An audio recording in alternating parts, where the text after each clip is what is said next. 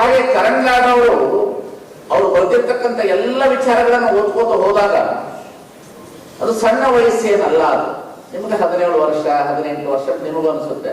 But ಆ jeans more than 5000 years jeans, ಅದು ಮನುಷ್ಯ ಸಮಾಜದ ಜೀನ್ಸ್, ಅದರೊಳಗೆ ಇರ್ತದದು. ಎಷ್ಟು ಭ್ರಮೆ ಇದೆ ಅಂತಂದ್ರೆ ಅಬಾಬಾಬಾಬಾಬಾಬಾಬಾಬ, ನಾನು ಮಾತಾಡೋದಿಲ್ಲ, ಟೈಮ್ ಇಲ್ಲ ನನಗೆ. ಯಾಕೆಂದ್ರೆ ಭ್ರಮಾಲೋಕದಲ್ಲಿ ಮನುಷ್ಯ ಉಟ್ಕೊಂಡ್ಬಿಟ್ಟಿದ್ದಾನೆ. ಎಷ್ಟು ಭ್ರಮೆ ಇದೆ ಅಂದ್ರೆ ಮನುಷ್ಯನಿಗೆ. ನೋಡ್ರಿ, ಅವರು ಹೇಳ್ತಾ ಇದ್ರು, ಯಾವುದರ ಬಗ್ಗೆ ಬರೆದಿದ್ದಾರೆ, ಮಧ್ಯಸ್ಥಿಕೆ ಬೇಡ ಅಂತ ಬರೆದಿದ್ದಾರೆ, ಪೂಜಾರಿಗೆ ಮಧ್ಯಸ್ಥಿಕೆ ಬೇಡ ಅಂತ ಬರೆದಿದ್ದಾರೆ. ಎಷ್ಟು ಸುಂದರ ಬರೀತಾನೆ ಬಸವಣ್ಣ, ಎಷ್ಟು ಸುಂದರವಾಗಿ ಬರೀತಾನೆ ಅಂತಂದ್ರೆ, ಜಗತ್ತಿಗೆ ಬಸವಣ್ಣನ ಸಾಲು ನಿಮಗೆ ಇದೊಂದು ವಚನ ಸಾಲು ಗೊತ್ತಾಗ್ಬಿಟ್ರೆ ಪಾಪ ಹುಡುಗ ಬರ್ದಿರ್ತಕ್ಕಂಥ ಸಾಲು ಎಲ್ಲ ಅರ್ಥ. ಮಧ್ಯಸ್ಥಿಕೆನೇ ಬೇಡ, ಪೂಜಾರಿಗಳು ಬೇಡ, ಪುರೋಹಿತಗಳು ಬೇಡ, ಪಂಚಾಂಗದವರು ಬೇಡ, ನಮ್ಮಂತ ಸ್ವಾಮಿಗಳ ಮೀಡಿಯೇಟರ್ ಬೇಡ. ಅಂದ್ರೆ ಧ್ಯಾನ ಅಲ್ಲ, ತತ್ವ ಅಂತ ಹೇಳಿದ್ರೆ ಮೋಕ್ಷ ಅಲ್ಲ. ತತ್ವ ಅಂತ ಹೇಳಿದ್ರೆ ಅದೆಲ್ಲೋ ದೇವಲೋಕ ಇದೆ, ಅಲ್ಲಿ ರಂಭೆಯರಿದ್ದಾರೆ, ಊರ್ವಶಿಯರಿದ್ದಾರೆ, ಮೇನಕೆಯರಿದ್ದಾರೆ, ತಿಲೋತ್ತಮೆಯರಿದ್ದಾರೆ, ಇವೆಲ್ಲವಿದೆ ಅನ್ನತಕ್ಕಂಥದ್ದಲ್ಲ. ಆಚಾರವೇ ಸ್ವರ್ಗ, ಅನಾಚಾರವೇ ನರಕ. ದುರ್ಜನರಿಗಿಂತ ಸಜ್ಜನರು ಬಹಳ ಡೇಂಜರ್ ಅಂತ ಹೇಳ್ತಾರೆ. ಯಾಕೆ ಸಜ್ಜನರು ಬಹಳ ಡೇಂಜರ್ ಅಂದ್ರೆ, ದುರ್ಜನರು ಒಂದೇ ಕೆಲಸ ಮಾಡಿಬಿಡ್ತಾರೆ. ದುರ್ಜನರು ಒಂದೇ ಕೆಲಸ ಮಾಡ್ತಾರೆ, ಸಜ್ಜನರು ಎಂತ ಕೆಲಸ ಮಾಡ್ತಾನೆ ಅಂತಂದ್ರೆ, ನಮ್ಗೆ ಯಾಕ್ರೆ ಬೇಕು ಅಂತ ಹೇಳಿ ಎಲ್ಲವನ್ನು ಬೆಳೆಸ್ತಕ್ಕಂಥವ್ರು ಸಜ್ಜನರಾಗಿರ್ತಾರೆ ಈ ಜಗತ್ತಿನಲ್ಲಿ. 1924ರಲ್ಲಿ ಬೆಳಗಾವಿನಲ್ಲಿ ಕಾಂಗ್ರೆಸ್ ಅಧಿವೇಶನಕ್ಕೆ ಬಂದಂತಹ ಈ 100ನೇ ಶತಮಾನ ಇದೆ. 24ಕ್ಕೆ ಕಾಂಗ್ರೆಸ್ಗೆ 13ನೇ ವರ್ಷ ಆಗ್ತದೆ.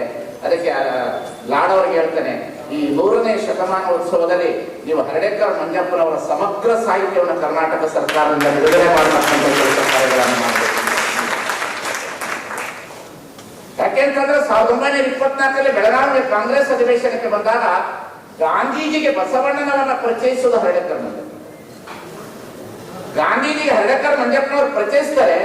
ಆ ಸಂದರ್ಭದಲ್ಲಿ ಗಾಂಧೀಜಿಯವರಿಗೆ ಹಿಂದಿ ಒಳಗಡೆ ಆ ಪುಸ್ತಕವನ್ನು ಕೊಟ್ಟು ಪರಿಚಯಿಸ್ತಾರೆ.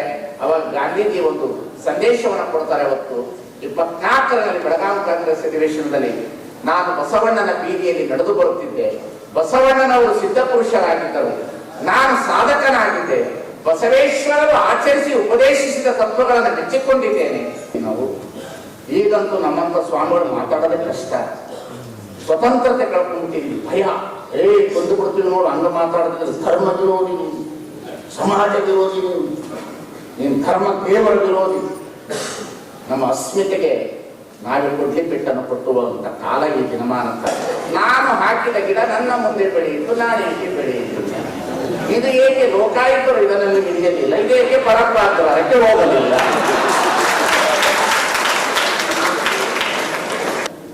ಸೋಮವಾರ ಊಟ ಬಿಟ್ಟಾವ್ರಿ, ಮಂಗಳವಾರ ಬಿಟ್ಟಾವ, ಬಾಳೆಹಣ್ಣು ಬಿಟ್ಟಾವ, ಗೋಧಿ ಬಿಟ್ಟಾರ. ಎದಕ್ಕೆ ಬಿಟ್ಟು ದೇವ್ರಿಗೆ ಬಿಟ್ಟು, ಎದಕ್ಕೆ ಬಿಟ್ಟು ದೇವ್ರಿಗೆ, ಎದಕ್ಕೆ ಬಿಟ್ಟು ತುಪ್ಪ.